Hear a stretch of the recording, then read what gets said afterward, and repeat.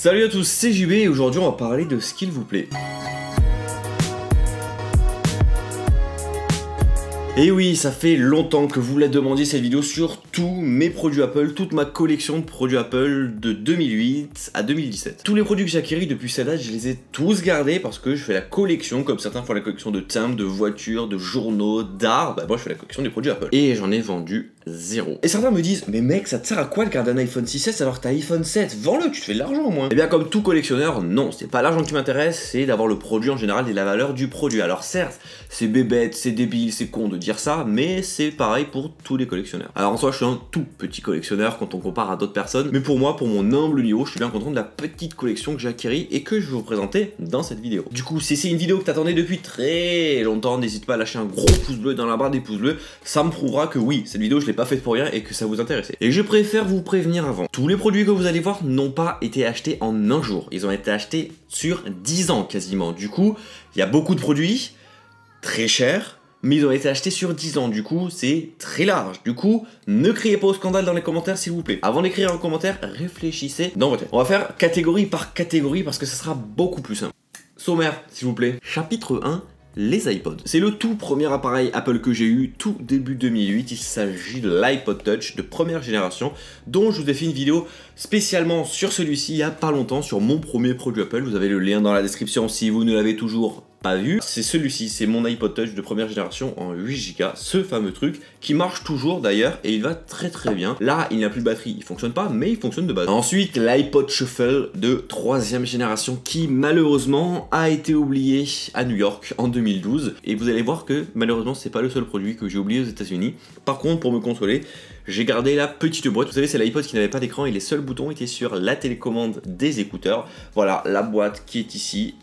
Voilà. Tout simplement l'iPod Shuffle. Ensuite, l'iPod Nano de 5e génération qui est connu plus communément chez moi en tant que montre parce que oui, c'était mon ancienne montre pendant 4 ans, ça a été ça, de ma 3e à ma première année d'école de commerce. C'était ça que j'avais à mon poignet, c'était iPod Nano qui venait directement hop là se glisser sur plein de bracelets que vous verrez un peu plus tard dans la vidéo. Voilà, c'était ce petit truc qu'on pouvait clipser un peu partout, mais moi je l'avais à mon poignet et ça me servait exclusivement de montre. Et enfin l'iPod Nano de 6e génération, le petit, le tout vert, le super fin qui servait exclusivement à écouter cette fois-ci de la musique.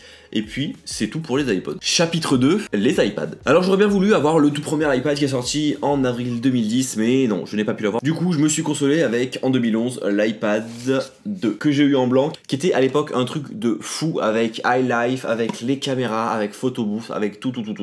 C'était la folie pure et dure. Ça fait super longtemps que j'ai pas vu cet iPad et voilà, le voici, le fameux petit iPad 2. Ensuite, un an plus tard, il y a quoi? L'iPad 3 ou plus communément appelé le nouvel iPad. Celui-ci, c'était exactement le même mais avec un écran Retina, un peu plus gros, un peu plus lourd et le fameux 30 pin connecteur juste en bas qui sera remplacé 6 mois après par la même version mais en Lightning. Un an plus tard, qu'est-ce qu'il y a eu? L'iPad Air premier du nom. Le voici, le petit, le tout joli iPad Air qui est ici en 32 Go. Dont je me sers toujours et puis voilà, donc il était bien cool, il était bien sympathique ce petit iPad. Et pendant 3 ans j'ai délaissé l'iPad quand même jusqu'en 2016 avec l'iPad Pro petit format, toujours le 9,7 pouces parce que je trouve ça très pratique. Voilà, en or rose, pourquoi? Parce que c'était une nouvelle couleur qui venait de sortir, je voulais tester ça et au final j'ai bien kiffé, du coup je l'ai gardé. Du coup ils sont tous là. Alors est-ce que c'est vraiment utile d'avoir tout ça? Pas du tout, c'est simplement des objets de collection. Chapitre 3, les Mac. J'ai goûté au monde du Mac en 2009 avec l'iMac, avec tout son dos en aluminium super joli, 21,5 pouces. Alors il était un peu trop gros pour l'amener ici, du coup je l'ai pas amené, mais il fonctionne toujours, il va super bien. Alors il est un peu lent parce que bon, quand même il date d'il y a longtemps, mais franchement il va super bien. Mais sinon j'ai commencé avec les ordinateurs portables de chez Apple avec celui-ci, le MacBook Pro 13 pouces non Retina avec le lecteur SuperDrive à l'intérieur qui date de mi-2011 et c'est avec ça que j'ai monté les toutes premières vidéos de la chaîne YouTube pendant plusieurs années. Avec cette machine qui est toujours chez moi, qui est toujours fonctionnelle et qui va super bien. Le vieux Mac a été remplacé par le Retina à l'été 2015 en 13 pouces toujours parce que c'était petit et ça rentrait dans les sacs à dos pour aller en cours. C'était plutôt pratique quand j'allais en cours. Celui-ci également fonctionne toujours aussi bien, il va super bien mais il est toujours chez moi, je ne l'ai toujours pas quitté. Petite variante dans le lot, le MacBook 12 pouces en couleur or qui va également super bien et qui est très pratique pour les petits trajets. Et enfin, le gros du gros, vous le savez, si vous suivez la chaîne YouTube et que vous avez jeté un œil juste derrière, le MacBook Pro Retina Touch Bar 15 pouces de 2016, le gros du gros qui vaut super cher, qui est une machine de folie et de course furieuse de F1 avec des Twingo. C'est mon outil de travail à la journée et quand tu travailles sur internet toute la journée, vaut mieux avoir un ordinateur puissant et qui vaut le coup et qui est durable dans la vie. Du coup, voilà le pourquoi du comment de cet ordinateur. Chapitre 4, les divers accessoires. Alors j'ai un fouillis d'accessoires mais j'ai pas tout pris parce qu'il y en a beaucoup qui servent à rien et qui franchement ne font pas de folie dure complète. J'ai pris les plus intéressants qui à mon sens peuvent vous intéresser. Premièrement, j'ai redécouvert ça, est-ce que vous vous en souvenez? C'est le logiciel iWork sur Mac. À l'époque, ça s'achetait en CD que tu mettais dans ton ordinateur. Pour avoir le logiciel, c'était pas fourni, il n'y avait pas de Mac App Store, du coup tout se passait via les CD. Et ça valait à l'époque, tenez-vous bien, eh ben je n'ai pas le prix. Eh super. Mais je crois que c'était 79 €, un truc comme ça. Corrigez-moi dans les commentaires si je me trompe. Vous aviez Page 09, Numbers 09 et Keynote 09. Voilà. Également la bonne vieille époque, ça, l'Universal Dock avec les boîtes noires qui font très vieilles quand on y repense.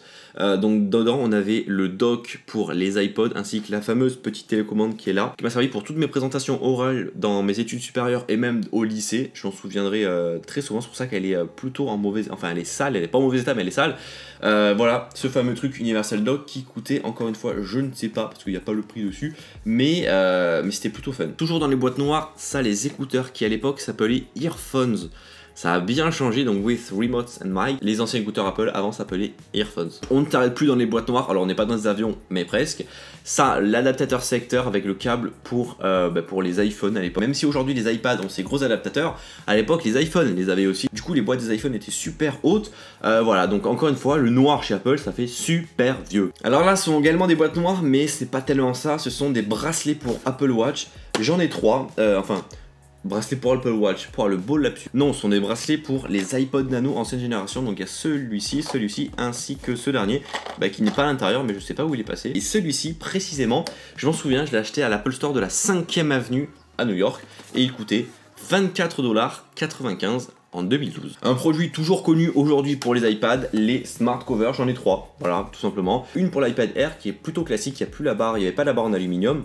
Celle-ci qui est pour les iPad 2, 3 et 4, et celle-ci qui est également pour les iPad 2, 3 et 4 en cuir. Là c'est du noir et là c'est du marron, du beige un peu, c'est à vous de décider la couleur que vous souhaitez. Ceci, la Time Capsule de 2 Tera, qui ne me sert pas trop aujourd'hui, enfin ça me sert plus de disque dur de débarras que de vraie time capsule à pouvoir faire ça en wifi et autres sans câble et tout. Je l'ai jamais configuré, j'y suis jamais arrivé à vrai dire, donc honte à moi. Et j'allais oublier, mais les AirPods, ne les oublions pas quand même ces fameux AirPods, sauf que si en fait, moi je les ai oubliés où aux États-Unis, à San Francisco. Je vous ai pas raconté l'histoire sur YouTube parce que bon, j'ai la larme à l'œil, mais je les ai oubliés sur mon lit à San Francisco à l'hôtel.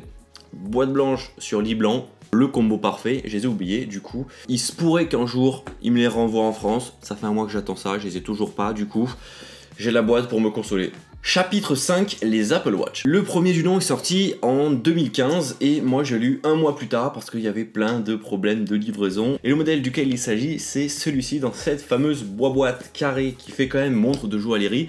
C'était le modèle précisément 42 mm en acier inoxydable avec le bracelet en cuir matelassé grissable. Sauf qu'aujourd'hui j'ai mis le bracelet blanc. Et pour l'anecdote, c'est un truc franchement que je me dis quand même, fallait le faire. J'ai reçu cet Apple Watch le dernier jour de ma dernière année, de mon dernier cours, de ma dernière heure de partiel de ma vie. C'est-à-dire que le vendredi à midi, le livreur m'a appelé « Ouais, t'as ton Apple Watch qui arrive ». Du coup, je suis allé prendre mon Apple Watch. À 14 h, j'avais ma dernière heure de partiel. À 15 h, j'étais en vacances et depuis, j'ai plus mis les pieds en cours. Si c'est pas beau ça. Et puis ensuite, j'ai eu une Apple Watch reconditionnée avec vente du diable début 2016. C'est celle-ci, une Apple Watch Sport en noir avec le bracelet en nylon noir. Qui est juste là, qui va toujours bien, dont je ne me sers pas tellement parce que j'ai, on va dire, trop de montres, qu'on a 2 poignets dont un qui va prendre une montre, mais parfois j'alterne entre les montres blanches, les montres noires et les montres externes comme oh tiens la Gear S3 Frontier de Samsung. Et enfin l'Apple Watch série 2, toujours en version sport, qui est sortie cette fois-ci en septembre 2016. Chapitre 6, les Apple TV. Alors là ça va aller très vite parce que j'en ai simplement 2. J'ai l'Apple TV 2e génération, celle-ci la petite avec la remote en alu super connue, ainsi que la version 4 qui est sortie fin 2015, celle-ci la grosse avec la fameuse manette pavé tactile. Est-ce que je m'en sers? Pas du tout. Est-ce que c'est utile? Non. Est-ce que je vous le conseille? Non. Est-ce qu'on change de sujet directement? Oui. Chapitre 7, les iPhones. Eh oui, vous allez être contents les amis, on va enfin parler des iPhones. J'ai commencé ma collection entre guillemets d'iPhone en 2010 avec l'iPhone 3GS et depuis j'ai eu toutes les versions sauf une, vous allez savoir laquelle. Du coup j'ai commencé avec quoi? Avec l'iPhone 3GS les amis en version noire en février 2008 précisément. Voilà, c'était un iPhone de folie, de compète à l'époque. Quelques mois plus tard l'iPhone 4 mais plus en 2011 parce que la version blanche est sortie quelques mois après. Pourquoi blanc? Parce que je trouvais ça quand même magnifique. Quelques mois plus tard, encore une fois, quoi? Bah l'iPhone 4S en blanc également parce qu'il était super magnifique et dans les pubs on voyait que les versions blanches. Du coup j'ai craqué, mais c'était stop la dernière fois parce que je voulais qu'il y ait maintenant une alternance noir-blanc, noir-blanc. Il n'y a pas de raison que les blancs soient toujours au-dessus. Non, noir-blanc de partout. Du coup, l'année d'après, qu'est-ce qu'il y a eu? L'iPhone 5 en noir et plus précisément en noir ardoise. C'est je pense l'iPhone que j'ai le plus détesté au monde parce que j'étais pas du tout fan de cette couleur. Donc du coup, on va passer. Un an plus tard, on change de couleur, iPhone 5S, blanc, blanc champagne précisément. Et je pense que c'est l'un des iPhones les plus jolis au monde.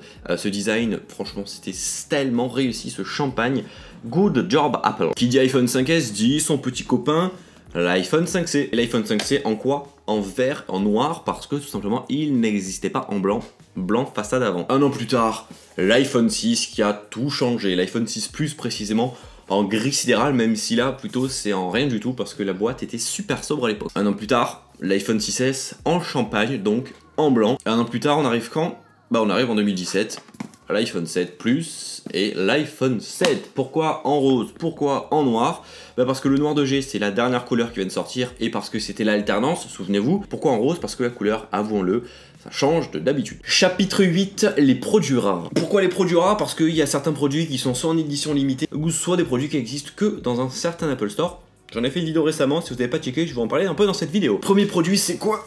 C'est le livre photo d'Apple. Enfin non, c'est pas un livre photo, c'est un album photo. Ouais, c'est pareil. Dans lequel tu vas retrouver des photos de produits Apple. Là, je prends au pif. Désolé, je sais pas qu'est-ce que c'est. C'est un MacBook Pro. Du coup, ce sont des photos non pas en 3D, mais des photos, là on fait du sport, mais des photos en prise de vue réelle, d'où le fait que ce livre coûte à la modique somme de 300 €. Voilà, si vous n'avez pas vu cette vidéo dans laquelle je parle du livre, rendez-vous en description, vous avez toute la vidéo, rien que la vidéo. Ensuite, en produits rares, on retrouve quoi? Ces fameux produits qui viennent directement de l'Apple Campus à Cupertino, comme ce fameux beau thermos qui coûte combien? Qui coûte 35 $. Ou ce beau stylo Apple qui écrit bien, qui est un bic, mais qui coûte 35 $. Ou encore, ces 3 t-shirts Apple qui sont plutôt jolis, qui sont des t-shirts qui ont été fabriqués en Chine, qui ont juste une pomme à l'avant et qui coûtent 35 $ l'unité. Encore une fois, tous ces produits, j'en ai fait une vidéo exclusive. Rendez-vous dans la description si vous l'avez toujours pas vu. Vous allez voir tout ça de plus près. Voilà, on y est, vous savez tout. Je vous ai présenté toute ma petite collection Apple. C'était long, c'était très long. Il y a beaucoup de trucs, oui, je sais.